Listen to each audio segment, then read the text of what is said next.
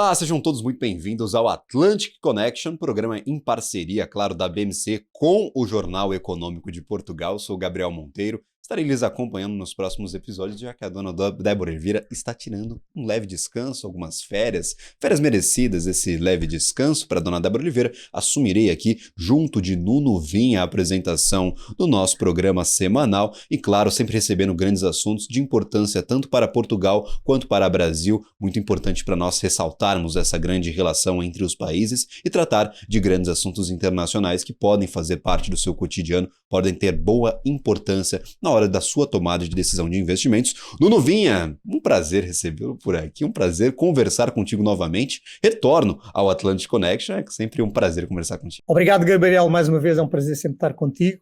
Hoje temos connosco Andréa Canone, advogada de imigração, e ainda bem que é especialista nesta área, porque nós vamos falar especificamente de vistos, vamos falar especificamente deste acordo entre Portugal, Brasil e Estados Unidos. E eu ia começar exatamente consigo.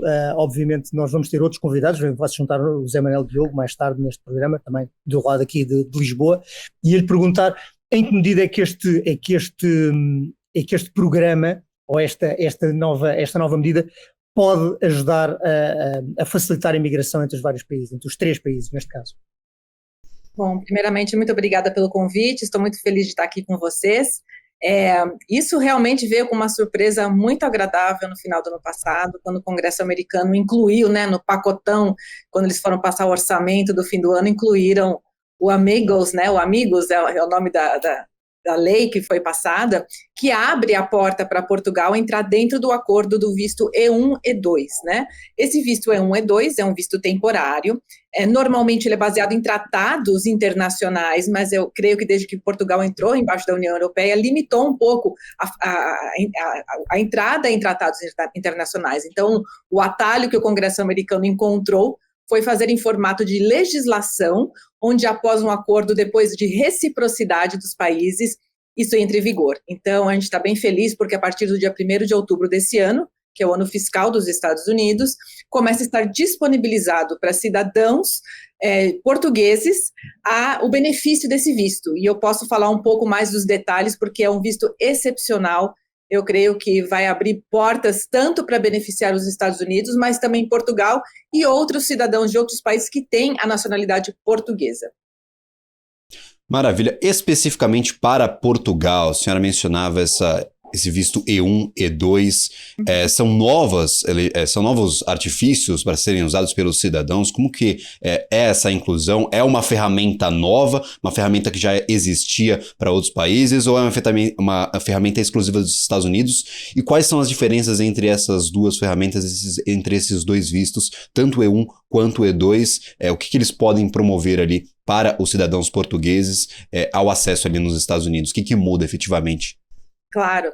O visto E1 e E2 é um visto já antigo, que já existe nas leis imigratórias há muito tempo, mas ele limita a participação de acordo com o país de origem da pessoa que vai estar aplicando ou pedindo esse visto. Então, a entrada de Portugal, obviamente, abre a opção para cidadãos portugueses, é um visto de investimento, ele é um visto temporário, então ele não é um green card, ele não dá direito ao green card, mas ele permite uma vinda ágil aos Estados Unidos com condições muito favoráveis, e incluindo onde o cônjuge pode ter também autorização de trabalho ilimitada para trabalhar onde quiser. Então, essa vinda da família para os Estados Unidos, ela é facilitada com um investimento que não é muito alto. Então, ele é um investimento que normalmente gira em torno de 100 mil para cima, dependendo do tipo de investimento. Então, assim, não existe um limite no tipo de investimento que é feito, desde que seja proporcional à categoria. Então, por exemplo, um investimento num restaurante, obviamente, vai exigir um investimento maior do que um investimento em uma empresa de consultoria. Então, são as minúcias que o advogado de imigração vai trabalhar com cada família, mas de um modo geral é um investimento menor que permite uma vinda ágil para os Estados Unidos, ou seja, não é aquela demora muito grande, onde a família já pode começar a viver, trabalhar aqui nos Estados Unidos e explorar opções de utilizar até o próprio investimento que foi feito para um possível green card. Então, essas estratégias são bem legais, são bem interessantes, e as diferenças do visto, basicamente, do E1 e E2, é que o E1, ele foca mais no produto que é vendido aqui nos Estados Unidos, que é trazido de Portugal. Então, ele engloba importação e exportação de produtos. enquanto que o E2 ele é mais abrangente, ele simplesmente significa que vai haver um investimento de um cidadão português nos Estados Unidos, que esse cidadão português é dono de pelo menos 50% do negócio. E é possibilidade, por exemplo, o investimento imobiliário? Isto é uma pergunta que em Lisboa tem aqui uma conotaçãozinha, porque o governo português está a acabar com os vistos gold em Portugal, precisamente. Não, então... Por causa da questão do imobiliário. Depende. Então, a questão do investimento imobiliário é que não é comprar o imóvel é suficiente, é um investimento num negócio. Então, é um negócio que tem que ter uma renda que não é simplesmente marginal, ou seja, não é só para pagar as contas do dono, ele tem que pelo menos empregar alguém, tem que ser um negócio que tem movimento. Então, às vezes, a pessoa pode comprar uma série de imóveis para usar isso para alugar ou para fazer algum tipo de negócio, aí sim, mas não pode ser simplesmente um imóvel passivo, não é? Então, existe esse diferencial. Maravilha, exatamente, acho que é uma questão sensível a Portugal, né? A gente viu esse movimento nos últimos anos, dessa redução aos poucos, dessa possibilidade de cidadania, de visto para estrangeiros que detinham ali imóveis em Portugal. Tinha muito brasileiro, a gente tem mais de 400 mil brasileiros que têm essa cidadania brasileira, então é muita gente que acessava o mercado português, tinha essa facilidade pelo mercado imobiliário. A gente vê que tem esse cuidado nessa nova legislação dos Estados Unidos para que não seja efetivamente só a compra de um imóvel, a compra de uma casa, a compra de um prédio comercial, mas sim o investimento em um negócio. Então acho que tem que diferenciar, porque nós num passado recente tínhamos, ainda temos, né, em vigor algumas dessas legislações, mas tínhamos uma facilidade muito grande para acessar o mercado português pelo investimento puramente imobiliário. Então a gente tem que distinguir, claro, com a diferença de que aqui o investimento mínimo eram 500 mil euros, portanto era meio milhão de euros, o que é um investimento bastante mais avultado do que os 100 mil que falava a Andrea, o que eu acho que é relevante também. Existe o Green Card por investimento, que é uma outra conversa, também não é apenas o investimento imobiliário, ele é um pouco diferenciado, mas em relação ao E2, o que eu acho que é bem interessante é que ele não só abre essa oportunidade das famílias virem aqui, mas se sentirem confortáveis. Então, por exemplo, para uma família investir no imóvel nos Estados Unidos, é tão bom você estar aqui e poder verificar, conhecer, sentir segurança e fazer um investimento seguro em alguma coisa que estando aqui. E outra coisa interessante, quando foi passada essa legislação, eles fizeram uma pequena emenda. E eu creio que eles visavam já até as pessoas que obtiveram a cidadania portuguesa através de investimentos e não por nascimento. Porque eles começaram a restringir, isso vale para todos os E1 e E2, tá? Não só de Portugal. Se a pessoa obteve por investimento a cidadania do país do tratado, ela é obrigada a residir nesse país por pelo menos 3 anos antes de fazer o pedido do visto. Então, isso cria um caminho um pouco mais difícil para quem não é de nascimento. Mas há uma via facilitada para o Green Card? Eu peço desculpa porque eu não sei em que medida é que é facilitado o acesso ao Green Card através do E1 ou E2? O que a gente faz aqui no escritório? Então, aqui no nosso escritório, a gente é focado em vistos de trabalho, de investimento. Então, parte do trabalho do advogado é fazer esse planejamento a longo prazo com a família. Se a família tem gente que não quer ficar com Green Card, por exemplo. Tem pessoas que preferem estar com o E2, o E1, porque pode renovar para o resto da vida enquanto existir o acordo ou a lei. Agora, quando tem filhos menores, os filhos, ao fazerem 21 anos, caem fora. Então, o planejamento do Green Card ele passa a ser muito interessante para proteger realmente esses filhos. O que acontece? Uma vez que a pessoa está aqui com um negócio, ou você pode já montar esse negócio de E1, E2, visando transformar isso num EB5, que é o visto de investimento, que é um Green Card, ou seja, é um investimento maior, de $1 milhão, mais ou menos. Aí, o que vai acontecer? Você já tem que fazer o planejamento de como você vai fazer investimentos desse dinheiro, porque existe uma maneira diferenciada no EB5. Ou o que a gente tem feito mais aqui no escritório, com muito sucesso, é fazer um visto que se chama EB2 National Interest Waiver, ou seja, são petições que a pessoa pode fazer por ela mesma, que ela vem desenvolver algum trabalho de interesse nacional. Então, muitas vezes, o que acontece, se o trabalho que a pessoa está fazendo já é numa área de interesse nacional, uma área boa, o que vai acontecer? A gente utiliza o que já foi feito, essa estrutura que já foi montada, o trabalho, os clientes como base para o Green Card. Ok. Perfeito. A senhora mencionava também essa questão do tempo e da renovação do visto, especificamente qual a duração desse visto E2 que nós mencionávamos há pouco e como é feita essa renovação, até essa distinção do Green Card para o E2, essa possibilidade de renová-lo indefinidamente enquanto o acordo estiver em vigor ou quanto a lei estiver funcionando, como funciona tanto esse prazo de vencimento quanto a renovação do visto. Interessante que nem os Estados Unidos nem Portugal ainda divulgaram exatamente os detalhes da reciprocidade desse visto, mas de maneira geral quase todos os países da Europa possuem algo muito parecido, que é o visto em si, que vai no passaporte, tem duração de 5 anos, mas ao entrar nos Estados Unidos a pessoa recebe 2 anos, ou seja, ela tem que depois, quando está chegando pertinho disso, viajar e voltar para renovar esses mais 2 anos. A renovação dos 5 anos é feita normalmente no próprio consulado, a pessoa vai lá, basicamente leva toda a papelada, e mostrando que o negócio ainda está lá, que caminha, e renova esse visto. É quase que uma petição nova, mas basicamente o que vai ter que ser demonstrado é que o negócio ainda está em vigor, está caminhando, e a pessoa não mudou o negócio. Então, tipo assim, não começou como uma sorveteria e terminou como uma consultoria econômica. A pessoa está mantendo o mesmo negócio, né? O escopo. Mas, assim, ele pode ser renovado enquanto houver a lei ou o tratado. Então, há pessoas que estão aqui há 20, 30, 40 anos com o tal do visto E, porque para ele é melhor. Entendi perfeitamente. E aí, por exemplo, a gente também tem uma discussão dessa possibilidade de investimento. Nós falamos que tem essa diferenciação, E1 é mais para exportação, importação, transação ali de bens ou de produtos entre os dois países, entre Portugal e Estados Unidos. O E2 é mais voltado, claro, a investimentos gerais, é um pouco mais abrangente. Quais são os investimentos que podem ser identificados e utilizados para conseguir essa categoria de visto no país? A gente falou bastante sobre investimento, na possibilidade ali de investimento imobiliário, criar um novo negócio, mas, por exemplo, patrimônio sob gestão de uma grande gestora de fundos nos Estados Unidos.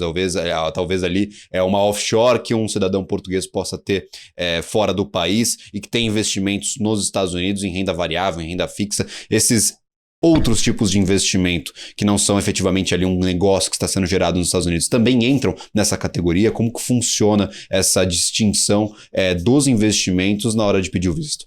Realmente não entra, então a questão aqui, o foco é mesmo gerar um negócio que opera, então que a compra e venda, que há clientes, o foco é realmente nisso, gerar emprego.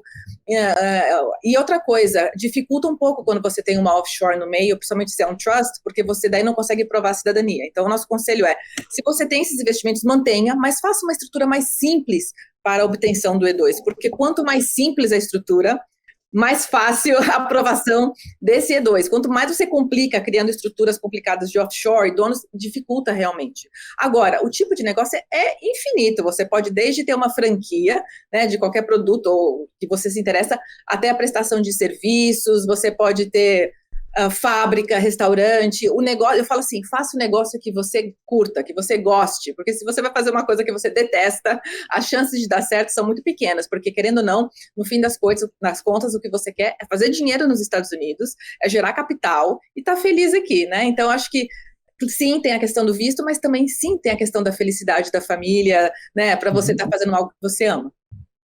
André, eu tenho aqui uma questão que é, a nível estadual, os vários estados têm alguma possibilidade de influenciar que tipo de negócios é que querem instalados no seu próprio território? Eu acredito que não, que exista a facilidade igual em todo o lado, mas, por exemplo, em países como o Canadá, os vistos são concedidos às vezes para determinadas profissões ou para determinadas proveniências. Às vezes os próprios Estados podem querer influenciar o tipo de negócio que esteja associado a estes vistos. Tem alguma possibilidade dos Estados ou é igual em todo o lado? Olha, essa pergunta é excelente. Então, enquanto que a lei de imigração, uma lei federal, ou seja, ela é abrangente igual em todos os estados. Claro, obviamente, cada estado oferece facilidades, né, ou então coisas de interesse para cada tipo de negócio. Então, acho que se a gente separar e tiver o foco imigratório, sabendo que o foco imigratório é igual, mas o foco negócios pode sim variar, ou seja, tem estados que podem facilitar certos tipos de negócio porque querem atrair certos tipos de negócio, oferecer vantagens tributárias. Certo. Então, nisso, eu acho que o lado empreendedor, né, do investidor, vale a pena fazer essa pesquisa e ver realmente onde que seria mais interessante para colocar o negócio dele. Então, é legal o advogado de imigração trabalhando junto com o consultor de negócios, se for o caso, para você poder ter aí um negócio de sucesso. Perfeito. E André, nós falamos sobre essa surpresa positiva que veio ao final de 2022, discussões sobre esse orçamento de 2023 e essa inclusão de Portugal no tratado, gerando todas essas novas ferramentas a serem utilizadas pelos cidadãos portugueses. há um tempo de entrada em vigência, os escritórios já estão trabalhando com isso, já estão gerando ali os seus pedidos de visto E1 e E2, ou ainda há um prazo a ser seguido para que essa legislação ela entre em vigor? Como é que vai funcionar essa dinâmica e como que está a perspectiva para uma ampla utilização dessas ferramentas aí para os Estados Unidos? Olha, a lei já foi passada, né, pelo Congresso, assinada pelo presidente, então a lei está em vigor. O que não está em vigor? Ela é efetiva a partir, né, do dia 1º de outubro desse ano. Então, até não vale a pena você sair fazendo nada, na minha opinião, porque eu sou um pouco conservadora em relação a isso, porque ainda nós não sabemos as minúcias, os detalhes, esses detalhes da reciprocidade, porque os Estados Unidos trabalham assim, né? Quem já foi pegar visto em consulado sabe que o que um país dá, o outro dá também. Na questão do E2 não é diferente, então eu creio que eles estão ainda finalizando a questão de reciprocidade, e uma vez que isso já estiver, assim, definido, vale a pena já começar a trabalhar. Agora, você explorar, você contratar alguém para já estar te ajudando a pensar, a sonhar esse negócio, ver que estados que é mais interessante você estabelecer o seu negócio, onde você quer morar, isso eu acho que vale a pena fazer antes, porque você não está efetivamente colocando seu dinheiro ali, mas você está estudando o mercado e estudando as possibilidades para sua família. Aí sim vale a pena. Não, perfeito. E aí, por exemplo, a gente fala especificamente sobre essa entrada em vigor e você comentou dessa reciprocidade. Então, o que um país dá, o outro dá também. Qual a parte de Portugal em toda essa discussão? O que agora os cidadãos norte-americanos terão de acesso para Portugal? O Portugal pode oferecer ali aos cidadãos americanos ou um acordo unilateral para esse investimento especificamente nos Estados Unidos? Eu acho que o que vai girar nessa diferenciação é apenas a questão, na minha opinião, da duração do visto, né? Do visto do passaporte. Porque quando a pessoa entra aqui, ela ganha 2 anos de qualquer maneira. Então, se você tiver um visto de 1 ano no passaporte de 5, você vai ganhar 2 anos ao entrar aqui. Então, acho que tem mais a ver com essa questão da reciprocidade, da duração do visto, né? Quando eu falo visto, eu falo realmente aquele papelzinho no passaporte, né? É simplesmente isso. Mas o resto, eu creio que já está ali determinado por lei dentro dos Estados Unidos, né?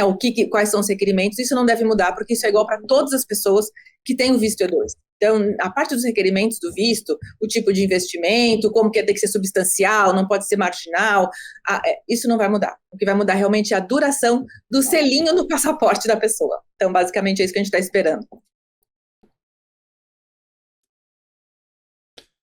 Maravilha. E aí, por exemplo, a gente tem essa grande discussão sobre a tributação. Quais são os cuidados com a tributação dos negócios que agora estão sendo montados nos Estados Unidos? Eles serão tratados como negócios americanos? Tem que ter esse cuidado bem atento aí à tributação, à contribuição ali dos tributos, tanto estaduais quanto federais nos Estados Unidos. Como que funciona esse trabalho para a montagem do negócio, para o planejamento também de contribuição? Não, excelente pergunta. Existem duas coisas importantes para se considerar. O negócio em si vai ser uma pessoa jurídica que tem um dono que é um cidadão português, mas essa pessoa jurídica está sujeita a todas as tributações do Estado ou federais onde o negócio estiver. Então, é importante você pensar nisso ao estabelecer o seu negócio e determinar onde você vai querer, né, colocar ali o seu investimento. Agora, a pessoa física, né, o cidadão português, seja brasileiro ou de Portugal ou de algum outro país, que está vindo para os Estados Unidos, de qualquer maneira, é super importante fazer um planejamento imigratório, pré-imigratório tributário. Ou seja, se a pessoa tem bens no seu país de origem, lembre-se, ao estar nos Estados Unidos um certo número de dias, você se torna um residente fiscal do país. Então, a tributação sobre a pessoa física e sobre os seus bens globais começa a se aplicar. Eu sempre falo para os meus clientes que estão vindo para os Estados Unidos nessa época de planejamento, e agora é a melhor época, porque ainda não está em vigor, né? Não está começando o dia 1º de outubro. É hora de planejar isso, falar com um advogado tributário internacional que entenda da tributação dos 2 países, que possa te ajudar a organizar os seus bens de maneira que você não tenha tanto peso tributário ao chegar nos Estados Unidos. Existem maneiras inteligentes dentro das leis que você pode se reestruturar para poder chegar aqui sem ter que ter uma tributação muito pesada.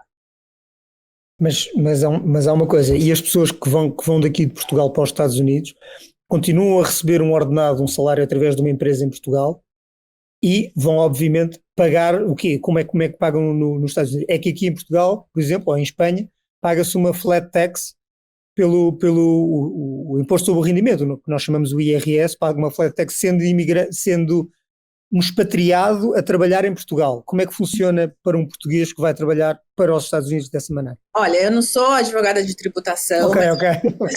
É importante, de qualquer maneira, uma vez que você está nos Estados Unidos, você está sujeito à tributação americana também, como se fosse cidadão americano. Então, é isso que é importante você conversar com algum advogado tributarista internacional para te ajudar a organizar, sabendo que existem tratados também de tributação, que não é a minha área, mas que você não vai necessariamente pagar o mesmo imposto 2 vezes, mas existem coisas sim que você pode pagar 2 vezes, ou pagar coisas que você não pagaria em Portugal. Então, é importante você conversar com alguém, se estruturar, saber, né, não levar o susto da surpresa, meu Deus, estou sendo tributado nisso aqui, né? Então, eu acho que a organização, o planejamento, ele tira toda a dor de cabeça futura em relação a isso. Mas há outras questões que podem preocupar alguém que quer investir lá, que é facilidade de acesso, por exemplo, à abertura de contas bancárias. Eu sei que talvez não seja, continuamos a falar de uma coisa que talvez não seja a sua área, mas para um estrangeiro que está nos Estados Unidos, a abertura de contas, fazer todo esse género de operações, regularização de todas as suas questões de segurança social, etc., é facilitado tendo este visto? É facilitado mesmo não tendo este visto? Não, sim, você vai ter esse visto, você vai entrar aqui como investidor, você vai ter o Social Security, né, que é o seguro social, a sua esposa ou seu esposo vai ter também, né, os filhos não vão ter, mas vão poder estudar em escolas públicas, escolas, né, fazer o curso normal deles. Então, assim, existem os benefícios, mas por causa disso também existe a tributação. Então, é importante saber disso, se organizar, né? Nada que não possa ser organizado, nada que não possa ser. Os Estados Unidos é o país do pequeno investidor, ou do médio investidor, né? Então, existem incentivos para as empresas abrirem aqui, para facilitar o negócio, mas a questão tributária exige um certo planejamento inteligente antes de vir. Maravilha, Nunovinha, é com essa conversa incrível sobre imigração que a gente chama ao intervalo aqui da nossa programação. Infelizmente não teremos a participação aqui de Andréa Canona na nossa volta, mas gostaria de agradecer imensamente a sua participação no dia de hoje. Muito obrigado por nos atender aqui ao Atlantic Connection, parceria da BMC News com o Jornal Econômico lá de Portugal. Então, muito obrigado mesmo, seja sempre muito bem-vinda aqui na nossa programação como um todo. Muito obrigada por me receber. Maravilha. André, foi um prazer. E se todos tiverem mais dúvidas, né, Nunovinha, nós deixamos abertas aí tanto a caixa de comentários aqui dos nossos vídeos, tanto as redes sociais, Jornal Econômico, BMC News, tiverem dúvidas, a gente tenta aqui esclarecer de alguma forma, talvez se surgirem muitas dúvidas, montar um novo programa ali especificamente sobre tributos. Então, na volta a gente traz mais discussões sobre... Opa, por favor, Nuno? Não, exatamente, a parte fiscal obviamente é importante também, como é evidente. Maravilha. E aí na volta, claro, depois do nosso intervalo comercial, nós teremos mais da Atlantic Connection, falando especificamente agora sobre o mercado imobiliário nos Estados Unidos e como esse novo visto ele pode facilitar ou também gerar ele novas oportunidades, mas depois do intervalo comercial.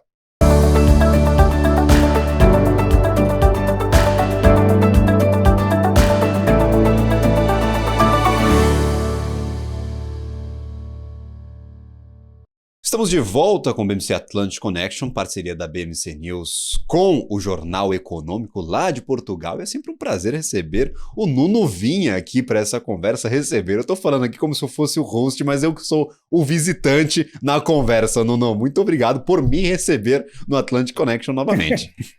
É sempre um prazer, Gabriel, é sempre um prazer. Tivemos uma primeira parte muito interessante com a Vera Canone. Eu acho que nós podíamos juntar desde já o Daniel Icovitz, podíamos já focar na parte do imobiliário. Eu já foquei um bocadinho esta parte inicialmente, um investimento imobiliário puro e duro nos Estados Unidos não pode ser beneficiário deste visto.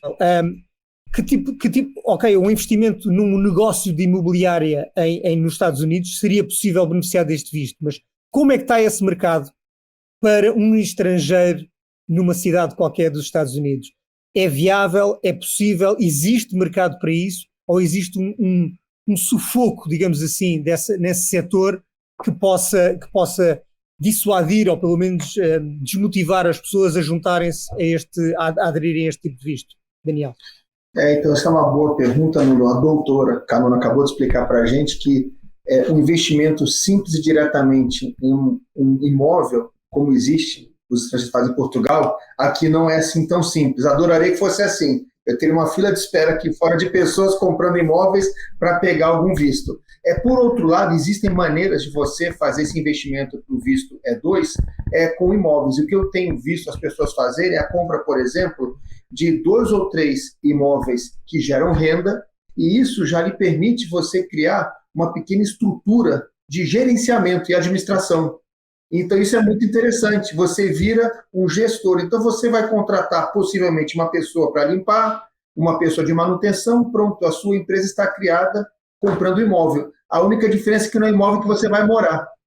Um gestor de 3 condomínios, não é? Faz um gestor de 3 condomínios, faz gestão da limpeza, gestão dos utilities, da água, da luz, do gás, tudo isso, e cobra um FII a si mesmo, para gerir os seus próprios imóveis.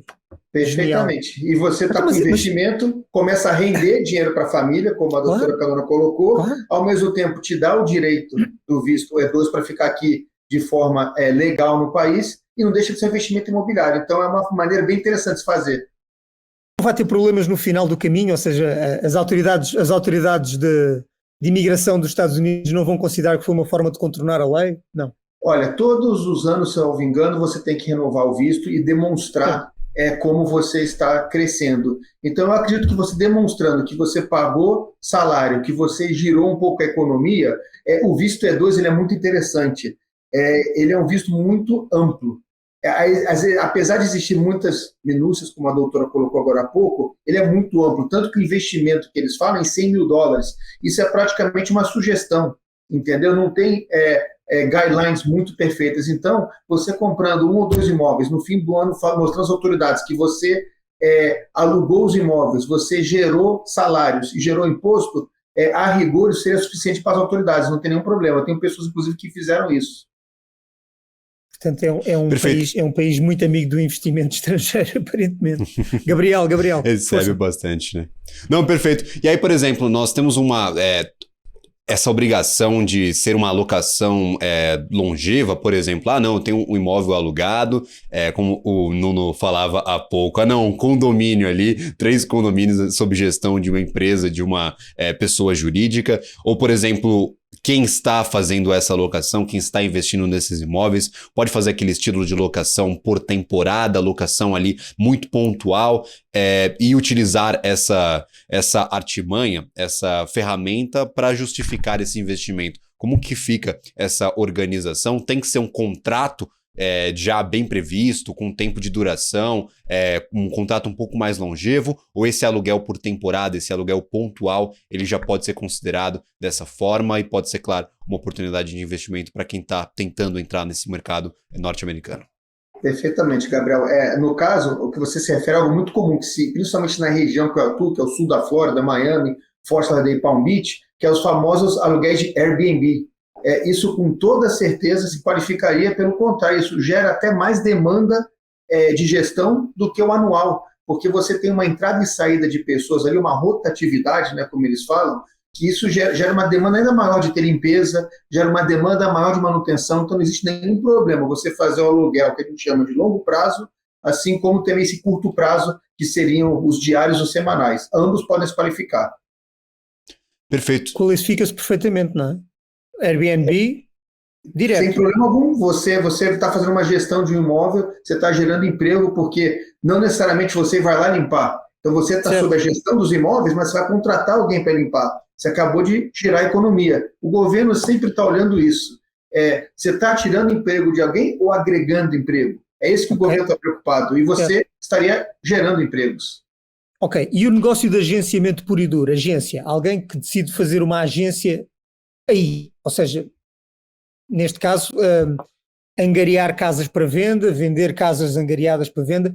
É um mercado saturado nos Estados Unidos ou é um mercado que ainda assim, apesar de todas as pessoas que querem ir morar para os Estados Unidos, é um mercado que ainda assim é apetecível, mesmo que seja por uma pessoa estrangeira, europeu, brasileiro, América do Sul, seja o que for? Aqui em Portugal sim, isso existe mercado para isso, sim. Ainda. Nos Estados Unidos é enorme, existe com certeza, existem oportunidades ainda, obviamente vai variar de estado para estado. Então, voltando para a Flórida, por exemplo, existe uma oportunidade enorme aqui, o que aconteceu na Flórida foi um fenômeno muito interessante. A gente aqui sempre dependeu muito da América Latina para sobreviver ao mercado imobiliário. Isso era muito bom, por um lado. Por outro lado, quando haviam crises internacionais no continente latino-americano, gerava automaticamente um problema no mercado local aqui. Quando veio a pandemia, o americano começou a frequentar a Flórida. Ele não estava acostumado a frequentar, ou se ele frequentava a Flórida, era de forma bastante pontual, apenas sazonal. Quando os americanos começaram a vir na pandemia para a Flórida e gostaram, eles começaram a morar aqui. Então, hoje, existe uma demanda que a gente chama de doméstica do próprio mercado americano. Existem 2 estados que sobressaem essa demanda, Califórnia e Nova York. Então, isso gera oportunidades imobiliárias no estado da Flórida que não tem limite. Os números não apontam para nenhum tipo de crise ou redução de negócio aqui. Perfeito. E agora a gente falando sobre condições econômicas, Daniel, acho que a gente tem que sempre levar a macroeconomia, pelo menos nos Estados Unidos, para balizar essas oportunidades de investimento. O quanto esse aumento de juros está dificultando a entrada do investidor nos Estados Unidos, como está o mercado imobiliário norte-americano. O cidadão norte-americano, normalmente, ele busca esse investimento imobiliário. A principal fonte ali de crédito para as instituições financeiras para o setor imobiliário. A gente vê agora um aumento de juros. Nós acabamos de ver o Federal Reserve aumentando em 25 pontos base o seu intervalo de juros, o seu intervalo ali de taxa de juros negociado para o mercado norte-americano. Como que esse choque nos juros pode impactar esse mercado e pode dificultar a entrada do investidor internacional, português, brasileiro ou de outra nacionalidade no mercado imobiliário norte-americano? O americano ele não está acostumado a conviver com esses juros que a gente está vivendo hoje aqui de 6 a 7% para fazer o financiamento. Historicamente, esses juros para o crédito imobiliário americano ele foi muito facilitado e sempre com valor bem competitivo, de 3 a 4% ao ano. É isso que o americano se acostumou. Só tem uma coisa que o americano não consegue conviver com os juros, tem uma coisa pior do que isso, que é a inflação. Então, a inflação alta, o americano não está acostumado, ele não tem um jogo de cintura que nós, latino-americanos e alguns países da Europa, têm. Então, o americano, quando começa a ver 8, 9% de inflação e começa a ver inflação real no bolso dele de 20, 30%, isso é o que realmente mais machuca. Mas voltando à pergunta dos juros, o americano ele faz uma conta simples que se chama rent versus own. Ou eu vou alugar ou eu vou comprar. Na hora que ele toma a decisão de comprar o imóvel, ele vai olhar quanto custa aquela parcela. É muito prático o americano. Ele fala, estou dando 10, 20% de entrada, uma parcela vai ser 3 mil por mês. O meu aluguel custa 3 mil, eu vou comprar. O problema é que com o aumento de juros, essa parcela da compra, ela aumentou bastante. Então isso obrigou eles a virarem inquilinos, nem que seja de forma temporária. Por mais que eles queiram comprar, ele até tem a entrada para dar, o banco não qualifica ele, porque essa parcela mensal está tomando mais do que a entrada dele de salário. Então, ele está indo para o aluguel. Isso já é uma excelente oportunidade para o estrangeiro, que ele vai ter uma demanda de inquilinos americanos que vão alugar e com preços até mais competitivos do que eu vi nos últimos 5 anos agora. Os aluguéis subiram de 30% a 40% na Flórida por conta disso. Perfeito. Temos um novo convidado aqui na nossa conversa. O Atlantic Connection de hoje, no Novinha, ele está muito complexo, tem muita informação e para isso que a gente traz, claro, os melhores especialistas para conversar com quem está nos escutando. Gostaria de convidar o José Manuel Diogo. Seja muito bem-vindo à nossa conversa. No Novinha, muito obrigado por trazer esse convidado diretamente de Portugal. É verdade, o Zé Manuel Diogo, nós estávamos a falar da possibilidade das pessoas vindas de Portugal terem acesso a um visto especial nos Estados Unidos para alguns investimentos, não diretamente em compra de imobiliário, mas estávamos aqui a ver outras possibilidades de poder contornar essa lei. Portanto, são pequenos investimentos em pequenos negócios nos Estados Unidos. Eu lembrei-me de trazer também a questão dos vistos relacionados com brasileiros em Portugal. O Zé Manuel Diogo é o presidente da Associação Portugal-Brasil 200 anos e obviamente também tem uma visão muito, muito própria sobre a existência destes vistos e como é que estes vistos podem ajudar a economia dos países. No caso dos vistos concedidos a brasileiros em Portugal, tem sido uma fonte de talento, uma fonte de competências, uma fonte de juventude para Portugal. Eu gostava também de ouvir a opinião do Zé Manuel Diogo neste caso, especialmente sobre a ida, neste caso de portugueses, para os Estados Unidos para fazerem crescer a economia de lá. É mais uma fonte de saída de talento daqui, Zé Manuel Diogo. Olá, boa tarde a todos. Eu peço desculpa, mas a hora em Portugal mudou anteontem, então todos nós experimentámos aqui uma confusão, porque a hora parou de mudar há uns anos, pelo menos na América do Sul, no Brasil. Há quem diga que ela vai voltar a mudar agora em outubro e que nós vamos ficar só a 2 horas do Brasil. Bem, em relação aos vistos, há um triângulo virtuoso, há muitas empresas a organizarem-se na área da mobilidade, tanto que a mobilidade passou a ser uma forma de vida. E a mobilidade ela tem a ver com o trabalho e tem a ver com o investimento.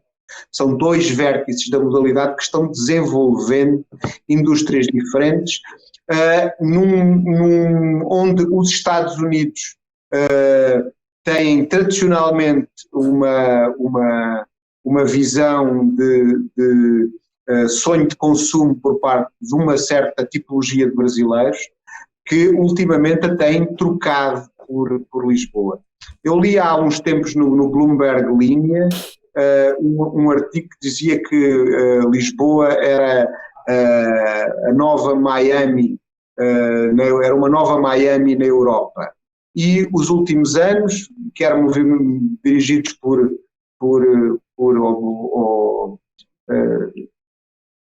questões políticas, por causa do momento político dos Estados Unidos e do Brasil, mas sobretudo do Brasil, quer por questões culturais e de tradição e de uma nova aprendizagem que o Brasil fez de Portugal, trouxeram muita gente a trocar os seus investimentos imobiliários. Há uma certa classe no Brasil que sempre teve residência e investimentos imobiliários em Miami quase como um legado, era uma coisa tradicional. E isso virou-se um bocadinho por Lisboa e há muitos casos que penso que podem ter expressão estatística de uma mudança desse destino Miami por esta nova, e é uma nova descoberta dos brasileiros monoglotas por fazerem investimentos em Lisboa. Isso teve impactos muito fortes, até por questão de dimensão, no custo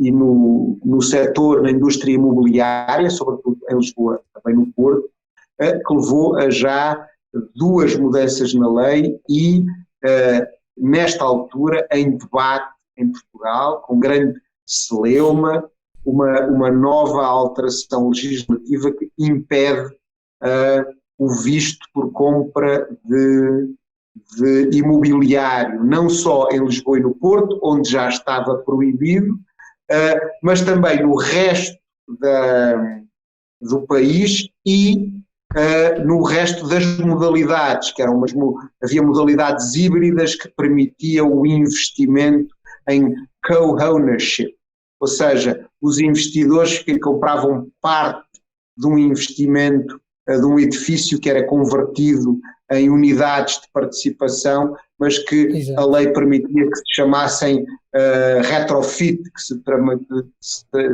fosse como uma recuperação do edifício. Há muitos prós e muitos contras nisto. Eu tenho a minha opinião pessoal, que é que a prazo o problema da habitação em Portugal ele pode resolver-se, não que existe, porque todas as casas que custavam 350 mil euros, quando o limite do Golden Visa foi 500, todas passaram a custar 500, é uma resposta normal do mercado. Agora, o que está, não é proibindo isso o que na minha opinião o Estado devia fazer era legislar no sentido de continuar a garantir o investimento estrangeiro, resolvendo o problema da habitação. As pessoas que se tiverem um rendimento de habitação, eu agora lembro as palavras que ouvi mal cheguei aqui ao programa, que a diferença entre own e rent faz muita diferença também em Portugal, e se o Estado em Portugal se dispõe a pagar os alugueres, ele também se dispõe a entregar um rendimento aos estrangeiros que investam em fazer casas em Portugal, casas destinadas ao mercado de arrendamento, que é aqui que ele tem que ser resolvido. E aliás, nós um dos meus chapéus profissionais que tem a ver com investimento imobiliário. Nós propusemos ao Governo de Portugal, propusemos ao Primeiro-Ministro, que ele crie um programa que, para casas de renda mais acessível, para casas até 250 mil euros, ele continua a pedir a investidores estrangeiros que investam em Portugal e que ponham as casas no mercado de arrendamento com a renda garantida pelo Estado. E isso, para um país com exíguos recursos económicos como é o português, faz muito sentido, não é? Então, 2 casas postas no mercado de arrendamento, o mercado paga, o Estado garante as rendas, como estava disposto a garantir rendas de casas que ele não sabe se existe, estas ele saberia que existem, e isso faria com que o mercado imobiliário continuasse. É aqui que eu gosto do liberalismo e do papel do Estado nesse liberalismo, em implementar políticas deste género.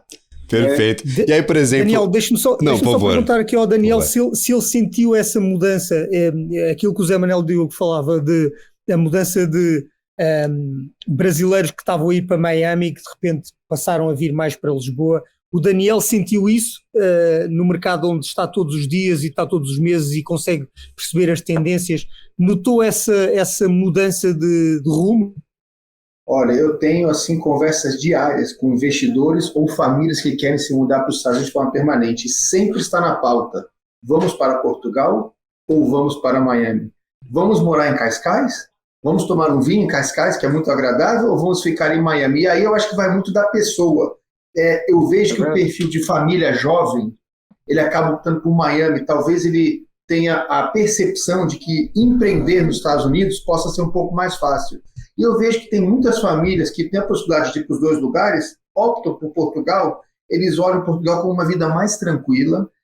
Até pessoas que vão se aposentar, por exemplo, não dependem de renda necessariamente, com toda certeza Miami perde esse público por questões tributárias e etc, e optam por Portugal. Agora tem um fenômeno muito interessante que não foi falado aqui, que eu notei com o visto E2, que era também uma parte da pauta. A Itália, ela tem esse acordo, por exemplo, há muitos anos, do visto E2.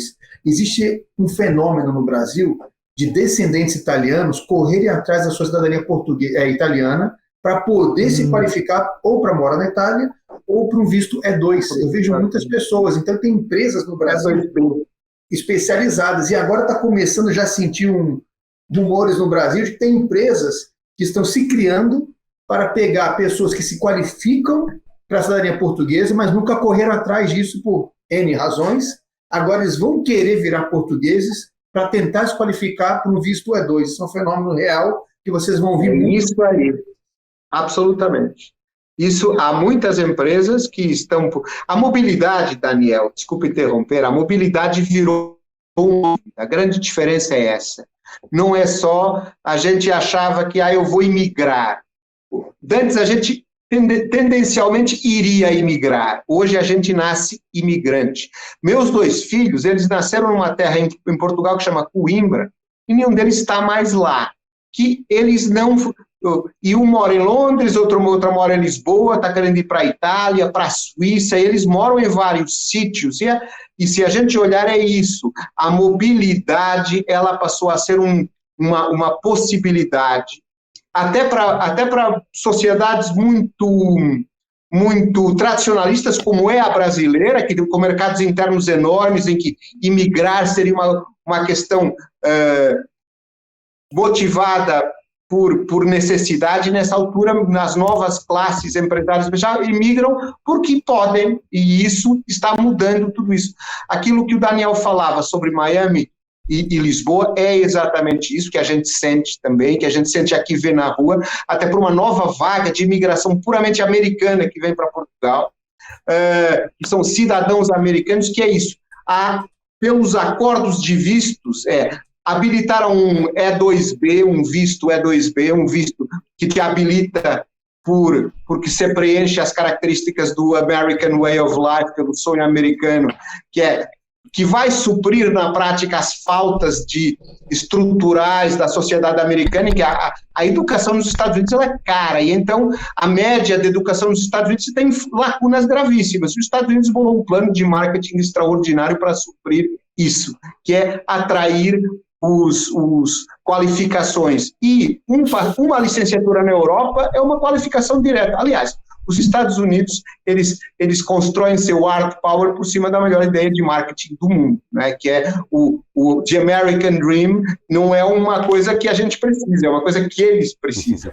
Por isso, aquela sociedade é absolutamente extraordinária, né?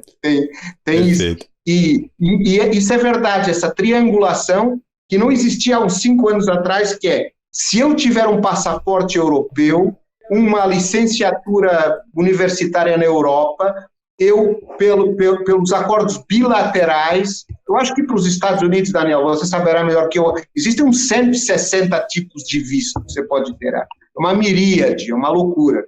Então, e ser cidadão europeu é uma garantia, que a gente vê do Brasil, mas também vê de outras nacionalidades, do leste europeu, da Índia, do Paquistão, de passaportes complexos, que se abeiram de nacionalidades europeias, mais difíceis de conseguir, cipriota, grega, mesmo a espanhola, que é mais difícil, o Golden Visa, para poder fazer isso. A Europa ser mais passagem. Perfeito. E aí, por exemplo, Daniel, a gente mencionava essa possível mudança, essa possível corrida pela nacionalidade portuguesa que a gente pode ver aqui no Brasil. Novas empresas surgindo, especializadas em fazerem esses pedidos, essa transição, essa formação da cidadania portuguesa para aqueles que têm, claro, a ascendência em Portugal. E nós vemos esse intuito que pode ser potencializado agora com essa abertura dos Estados Unidos. Como que funciona para os brasileiros, aqueles que têm aqui a cidadania portuguesa ou que podem ter acesso a essa cidadania? Eles têm de residir em Portugal para ter acesso ao mercado norte-americano, mercado ali americano, mercado dos Estados Unidos, ou só ter a cidadania portuguesa já lhe dá a possibilidade de acessar esse visto E2 e conseguir investir diretamente em imóveis lá nos Estados Unidos? Como que funciona esse quebra-cabeça? Porque a gente tá no Brasil com a cidadania portuguesa para conseguir um visto nos Estados Unidos. Então é uma triangulação complicada. É uma triangulação e é um quebra-cabeça. E assim, o que eu vejo, vou usar o exemplo italiano que eu tenho visto, as pessoas têm utilizado 2 formas de tirar. Ou ela tira via consulado no Brasil, demora um pouco mais, mas sai, ou uns optam por ir para a Itália e ficar algum tempo lá até tirar. Portugal, por conta de ser algo muito recente, ainda está vendo como vai ser as melhores maneiras. Agora é interessante porque foi perguntado para a doutora Canona, né, no segmento dela, as pessoas já podem antecipar as questões de visto, e ela foi muito clara, não, questão de visto E2 com Portugal, ainda não podemos antecipar muito, porque não sabemos detalhes, porém, sabendo que vai existir esse acordo, sim, se pode começar a adiantar as questões da cidadania portuguesa. Então, se você quer começar a tomar algum tipo de ação agora, se existe uma linha natural na sua família portuguesa e você vê uma possibilidade de vislumbra morar nos Estados Unidos, o E2 pode ser uma maneira de você vir já vislumbrando isso para tirar a cidadania portuguesa. Agora é interessante, né, o que José Manuel Diogo falou dos filhos dele que moram fora. Outro dia eu estava vendo uma lista de países que chama o Nômade Digital, né, o visto de nômade digital. Isso é muito interessante. E Portugal, eu vi a lista inteira, é o país mais interessante para você morar dos nômades digitais. Então, esse é um fenômeno também. Só queria deixar esse comentário, desculpe interromper, porque ele comentou sobre esse mundo sem fronteiras e esses países dos nômades digitais, Portugal está dentro. E há um outro dado que eu ponho aqui, e eu, Gabriel, eu acredito que nós estejamos a caminhar rapidamente para o fim do nosso tempo, que é o Perfeito. seguinte: o passaporte português é o 6º mais poderoso do mundo. E já foi o 5º. O passaporte brasileiro está em 21º no ranking do Hampshire. Isso é mais uma razão, então. Né, é mais uma razão para ir procurar essa ancestralidade, ir buscar aos livros da família, aos diários de bordo que a família trouxe. Quem é quem, não é? Quem é que viveu em Coimbra, quem é que viveu em Idanha Nova, quem é que viveu em Lisboa. Eu acho que é interessante, tudo isso que está, toda essa movimentação vai despertar um interesse por Portugal por conta dos Estados Unidos, mas pode ser que no fim a pessoa tire a cidadania portuguesa e opte por morar em Portugal. Então, acho que vai ter um grande benefício para Portugal. Pode ser que ele vislumbre a vida americana como complicada, o American Dream não é para ele. Aí ele fala, bom, já estou com a cidadania portuguesa que eu acabei tirando, vou morar em Portugal. Então, acho que existe um outro benefício aí, muito interessante. Ao Portuguese Dream em crescimento, não há visto gold para imobiliário, mas há visto tecnológico, Tech Visa, que está a ser usado por muitos brasileiros. Este visto de cidadania da língua, que resulta do acordo dos países da CPLP, é o primeiro grande ato dos países da CPLP. Esse visto vale por 1 ano. Ao fim de 1 ano, ele é automaticamente renovado por 2. Ao fim de 2, ele é automaticamente renovado por mais 2. Na ponta dá 5. E ao fim de 5 você pede a cidadania portuguesa. Tem é que morar cá. Então, é a criação de um espaço de mobilidade que permite, para já, Portugal é a candeia que vai à frente, porque também é quem tem o pepino maior para resolver, porque tem uma população muito envelhecida e precisa de gente.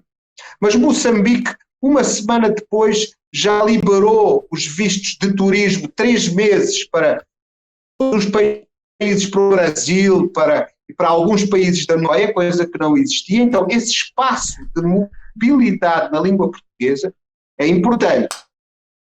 Ele aplica a todos os cidadãos dos países de língua portuguesa, mas só permite a residência em Portugal. Não permite a ida para a União Europeia. Mas, para quem vier para Portugal, é um visto consular. Qualquer cidadão da CPLP, esteja no Brasil, em Moçambique, em Angola, na Guiné, no Equatorial, São Tomé e Príncipe, Cabo Verde, Timor-Leste, acho que não me esqueci de nenhum, vai ao consulado de Portugal lá, pede o visto e pode vir morar em Portugal sem precisar de seguro, de carta de chegada, nem de emprego, só precisa de assinar uma declaração. Isso é absolutamente revolucionário. Dito assim até parece mentira, mas é verdade, está em vigor. E esse novo visto, essa nova possibilidade, dará ao fim de 5 anos a quem conseguir estar dentro da sociedade portuguesa a trabalhar essas características de cidadania, e foi isso que Portugal negociou com a União Europeia. Isto é revolucionário e mais do que os negócios, ou mais do que os vistos por investimento, ou os vistos de estudar, ou os vistos por habilitação, no espaço de língua portuguesa abre aqui uma nova possibilidade, pessoas, sobretudo jovens, que sabem que se fizerem 5 anos de trabalho em Portugal, a seguir têm o mundo inteiro pela frente, a manterem essas características da geopolítica de hoje, dos laços entre países. E isso é uma novidade grande. Quando o Nuno me falou que o programa era de vistos, eu disse, é a altura certa, porque este visto é realmente uma ruptura com uma nova oportunidade muito importante. Maravilha. Eu gostaria de agradecer, infelizmente, nós chegamos ao final do nosso programa e, claro, gostaria de agradecer imensamente Daniel Icovitz e também José Manuel Diogo. Muito obrigado pela participação de hoje no nosso Atlantic Connection, parceria da BMC News com o Jornal Econômico. Sejam sempre muito bem-vindos aqui à nossa programação para tirarmos todas essas dúvidas sobre vistos, sobre mercado imobiliário norte-americano, sobre, claro, imigração. Tem muita conversa aí, é um assunto bem complexo e, claro, terão sempre as portas abertas aqui no Atlantic Connection, mas também em toda a grade de programação da BMC News, o pessoal lá de Portugal no Jornal Econômico, sejam sempre muito bem-vindos. Lembrando, o podcast Atlantic Connection é um podcast semanal. Na próxima semana nós trazemos um novo assunto a ser discutido entre a BMC News, o Jornal Econômico e também os convidados que estarão aqui presentes. Agradeço imensamente pela audiência de todos. Até a próxima semana. Tchau, tchau.